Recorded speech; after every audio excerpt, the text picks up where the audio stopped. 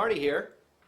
I've got a really cool kind of blues. It's kind of a slow blues, and it's a unique blues. It's going to use some different elements, and you can always, squeeze these little ideas in if you're feeling like you want to branch out from the 12-bar blues.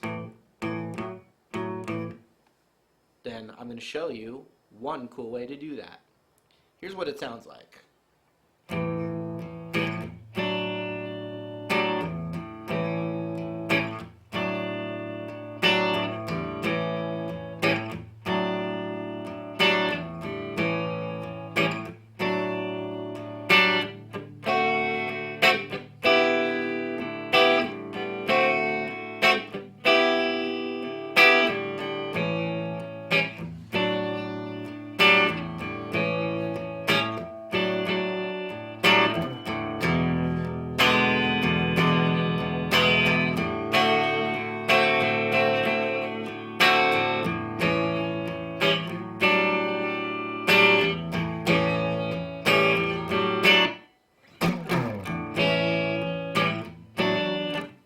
And that's it. So I'm kind of still taking basically the structure of a 12-bar blues, but I'm kind of adding a little bit of sweetness to the first chord, which I was playing, which was A7, and then I added a nice little embellishment off of the second chord, which is in blues is called the 4 chord, and it's a D7 chord, and I just added a little slide up for that A and D chord. And then I just went on my little turnaround, I just played an E7 to a D7, and then just went back to my sweetness there. So the cool thing too is you could just jam your straight blues ideas, but then also we can, incorporate elements of a more major kind of sound. Notice, the scale I talk about the most is the minor pentatonic scale, which has a kind of a darker, moody, kind of, sadder minor, that's what minor is kind of a sadder sound, whereas major is a happier sound. And when I add those little embellishment chords,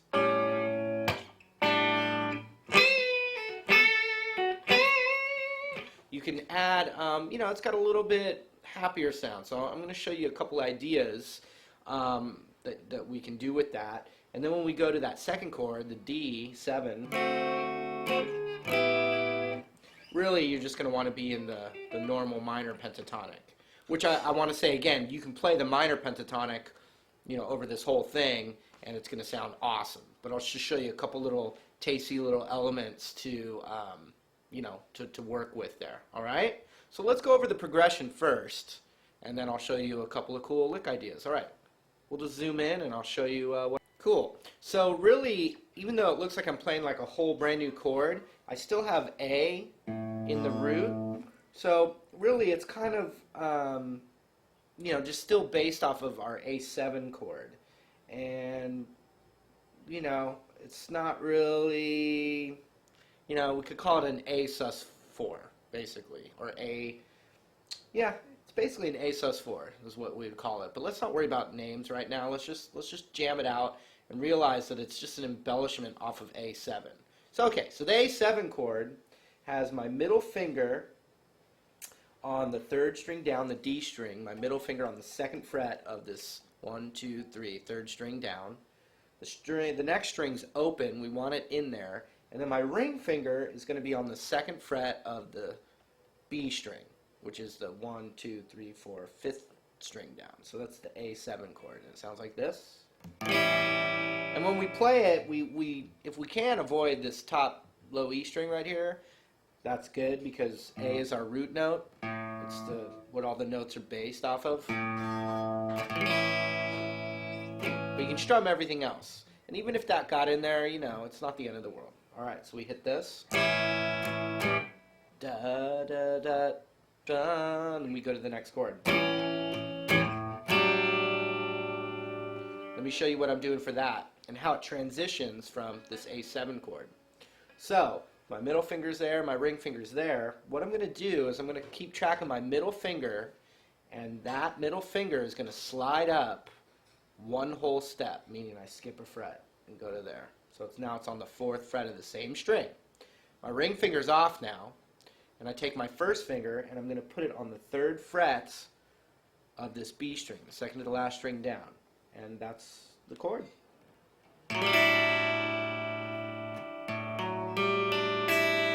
It's a real pretty sounding chord.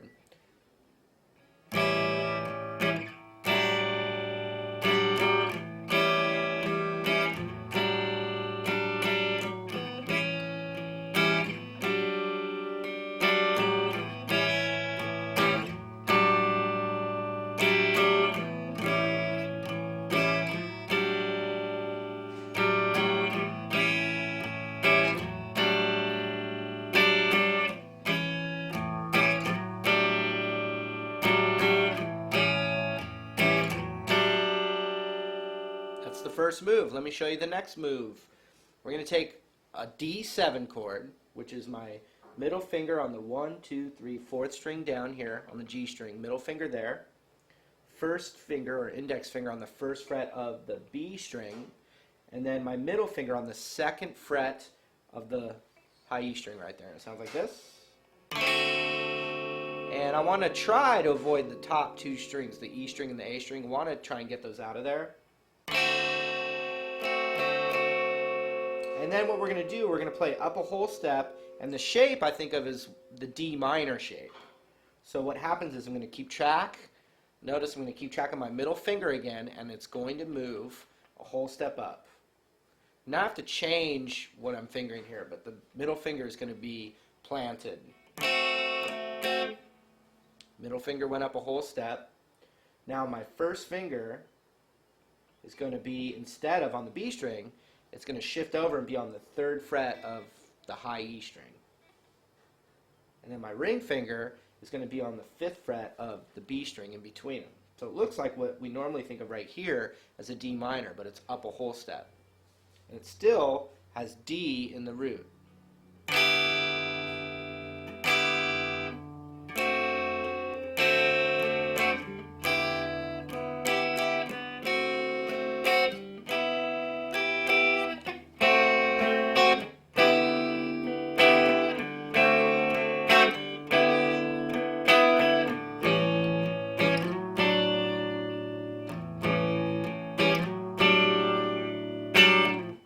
So here's what we have so far.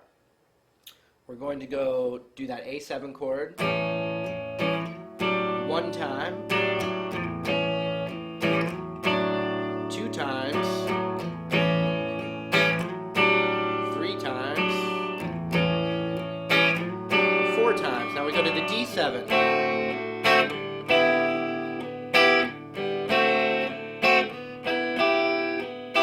Twice, back to the A7.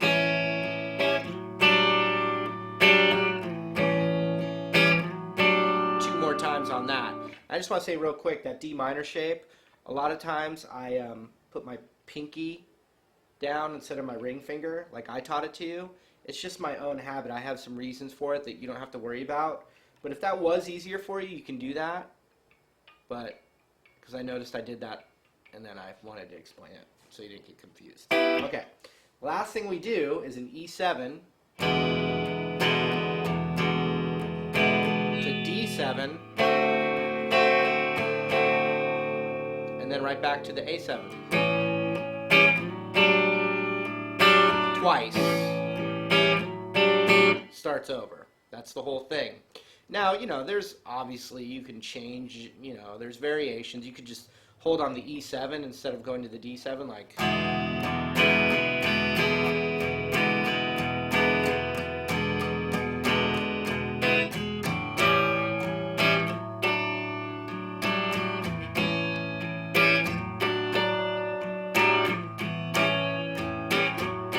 You know what I mean? You can do it that way.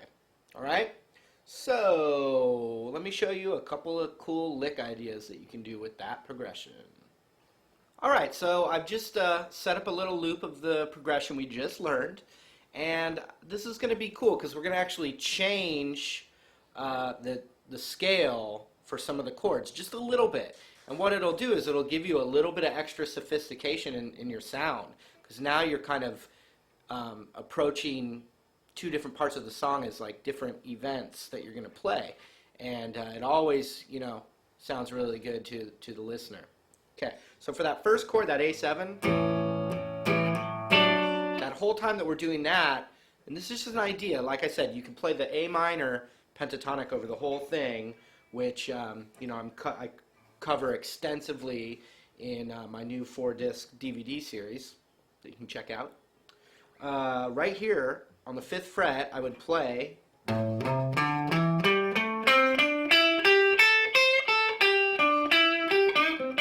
all the licks that I've learned right in there, starting right on the 5th fret. Okay, A minor pentatonic. But what we're going to just try right now over that A part of the progression, we're going to just try some A major pentatonic licks. And what we're going to do is, I'm not even going to explain the whole scale in this particular, like I like to say, module.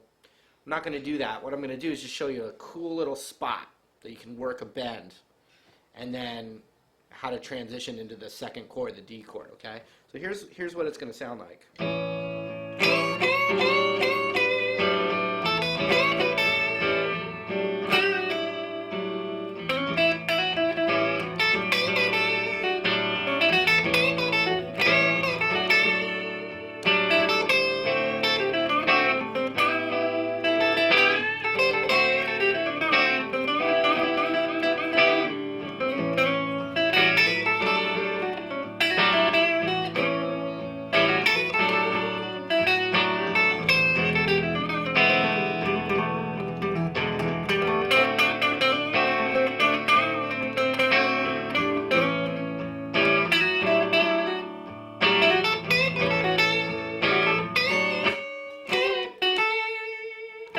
Just a fun little thing to try.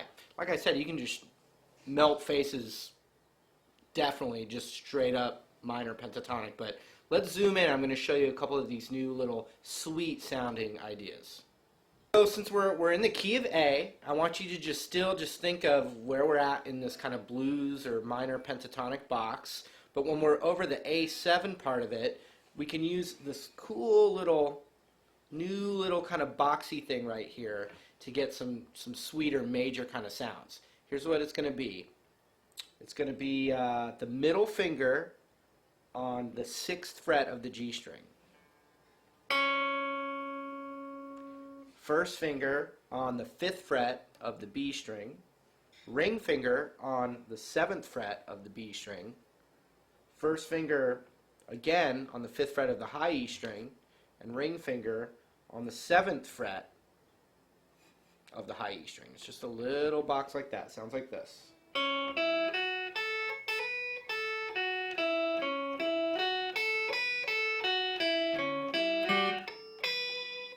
And on that 7th fret of the high E string, I can bend that up a whole step, meaning it's going to sound like the note that's a whole step up. And I'm going to use my ring finger, the tip of it, not flat across like that, but arched and the tip of it straight down. Middle finger, the same thing, the fret behind it on the same string. First finger behind that on the same string as well. And I'm going to, use all my might and strength and bend it up.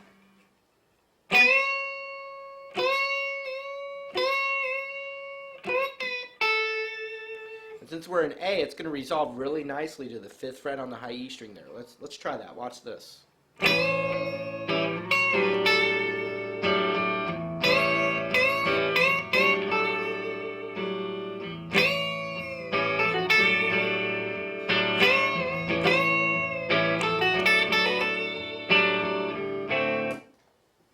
Hear that? Okay.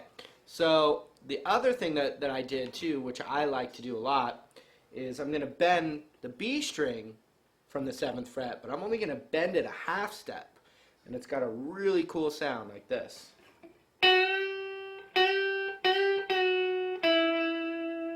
Not a whole step, just a half step. It should sound like,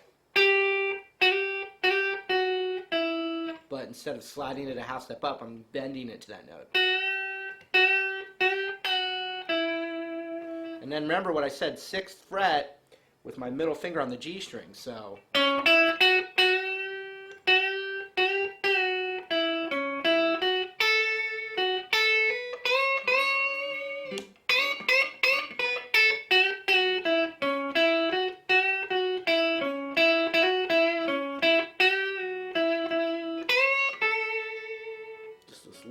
cool little box right here. There's a lot more that you can do with it, but I just want to give you that little idea. You could even just throw it in one time in your solo just to change it up a little bit. Okay, then when it goes to the D7 and then even the E7, all the other chords, just straight minor pentatonic, just for this particular exercise.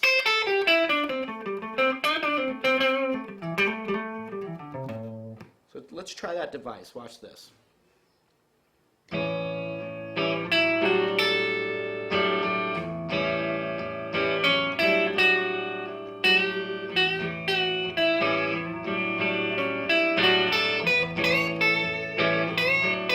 Now we're going to go to minor.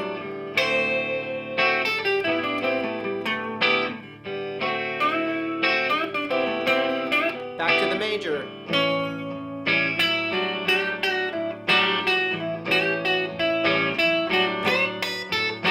Back to minor.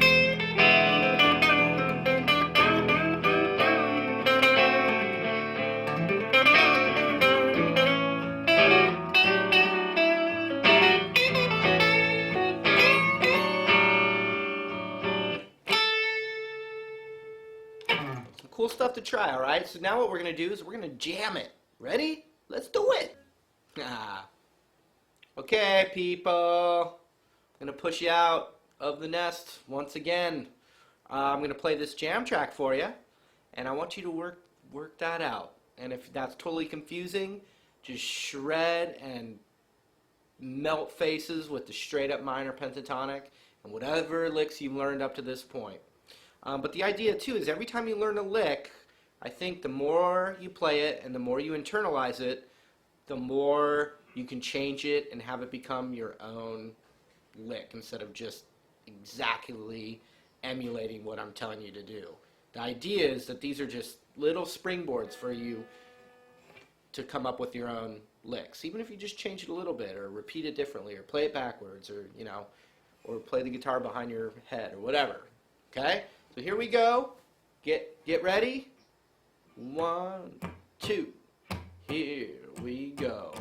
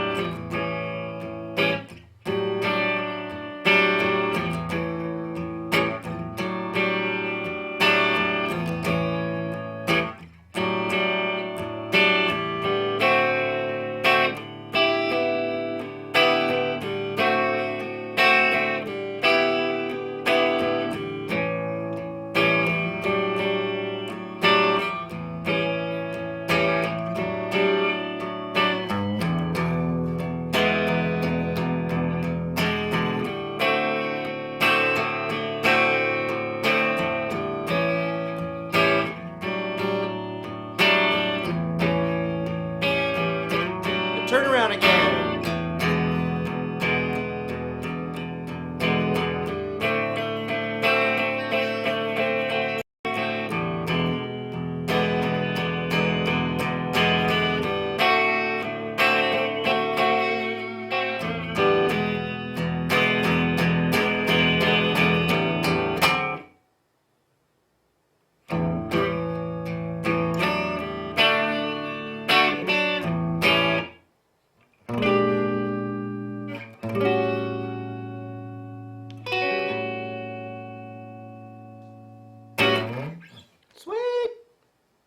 that was fun.